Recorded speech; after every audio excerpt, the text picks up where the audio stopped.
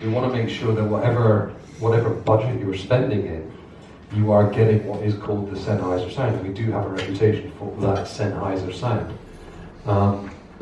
And it is as clear as it can possibly be. And with as little background noise as possible, self-generated noise to the microphone. And that's the whole point. So yeah, okay, if you're spending, the MKH 8070, the long gun we've got is roughly 1,500 quid, I would say. Yeah. And obviously the MK 600 is 200, 300 quid. Yeah. Is there a difference?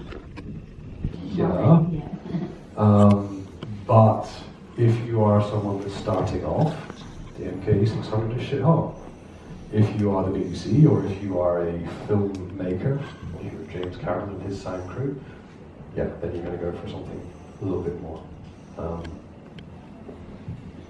You pay for what you get at the end of the day. Okay, so that's some of them. Let me go on to the portfolio, because I want to get on to something else which is a little bit more interesting. And we can do this.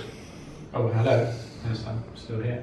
Yeah, you don't have to point it directly, you can just leave it there and it's doing what it needs to do. That's the whole point of an Omni microphone, is you don't actually need to, I can even do this if I want to, and it's still the same, roughly the same frequency response. There is a slight change, but It's I more can hold it like this. relaxed feeling, it feels, because you're not jamming it in the face.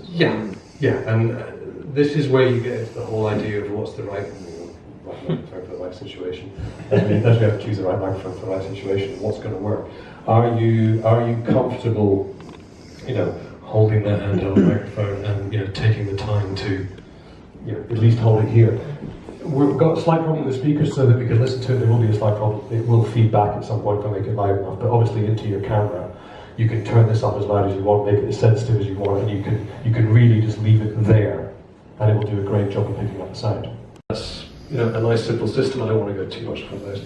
The difference between AVX though is I have, and you can come and have a look at that in a minute, I have what's called AF output, and I have an AF output button where I can literally cut the volume on the system itself, which is kind of cool. I'm not cut that way too much of this feedback. Good. There we go. That's better. So in the middle. So it's nice. I can actually set the output level, which means you gives you a little bit more control. But do you notice there's an ever so slight delay, especially those of you sitting in the first few rows? You can hear me before you hear me. You can hear me speak before you hear the speakers. Ever so slightly. That's the 19 millisecond delay. Which is absolutely fine. In post, it's not a problem. You wouldn't be using the system live like this anyway. So it shouldn't be a problem. But once again, let's see if we can get around here.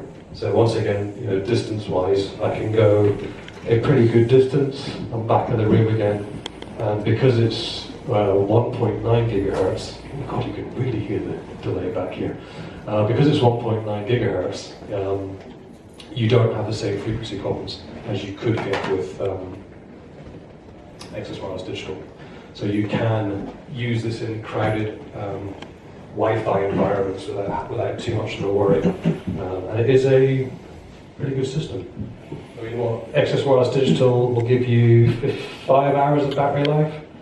This will give you 4 for the receiver, but you can hot charge it. You can hot charge the Access Wireless Digital as well. But the handheld and the body pack give you 15 hours. And the great thing is, the Access Wireless Digital is fixed battery. These are replaceable batteries. So you could buy new batteries as time goes on with the Access Wireless Digital. After, 1,000 charges, you start to lose battery life, so on and so forth. So this just brings it up into a slightly more professional level. And the Access Wireless Digital for me is that idea that it was aimed at a semi-pro market. It now pretty much has become the pro market choice because it's just plug, play, off you go, don't worry about it. So you do find a lot of pros using this as well. So you mentioned the changing capsules. I know the changing capsules, the frequencies, oh, yeah. The laws about changing frequencies. Yeah. Does that affect AVX, or that's just the radio? Okay. So the other great thing about AVX and Access Wireless Digital is because of the frequency ranges they work in, you never need a license to use these, ever. With Evolution Wireless, officially you have to have a license. It doesn't cost a lot. If it's a single user license, you can rent it for different. You can rent frequencies for specific events if you know you're going to be somewhere, but realistically, you get away with it.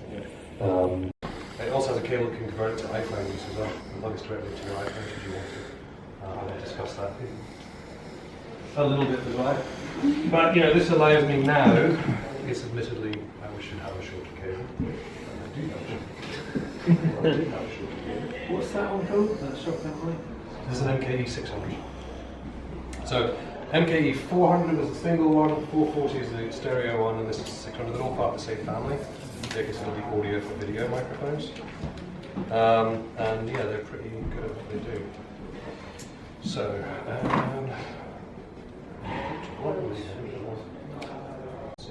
That's fascinating, that is.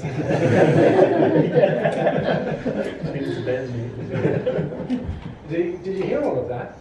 Yeah. Oh God, poor you. At least you didn't swear, so.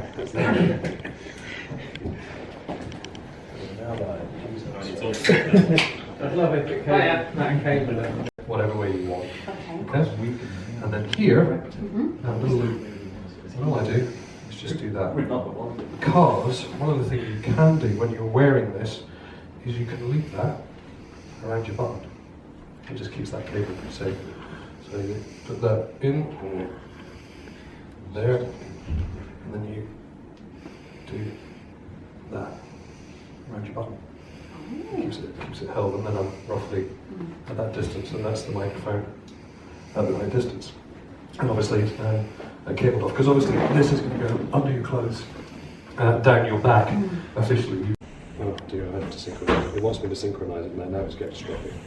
It's like us with our cameras. We have an app that syncs to our cameras. You can control your camera with video. It's the same kind of sync. So yeah, what I can do is obviously turn the camera around, use the front-facing camera, do the recording. But it's But you would demanding. do it through that app. Yeah. Ah. It's demanding right now that I sync the audio. But It wants to quali- sync the audio. The quality of So it does give you a warning of what's going on. But so far, I don't know where it's gone now. Where's it gone? We're still green right now, which is great. You hear camera bags. Is it the camera bags? That's just underneath us here. That's what he's underneath us now. That's cool. It's lighting down there. Yeah. Let's just do that. He's cut off again. Yeah. But it's not bad. Not bad at all, actually. I'm impressed. But in this environment, yeah, it's good. That's not bad. So I'm doing a recording now. Stop. Let's stop, John. There you go. Synchronize it. So I'll just do the quick sync. Well, this is not the easiest part. There we go. Join. It uses Wi-Fi for syncing its audio, so it's quick. There we go. To clipboard. Okay. To settings. Obviously, because we're in a busy thing here, I need to set up my. Anyway, I would need to set up the Wi-Fi and do the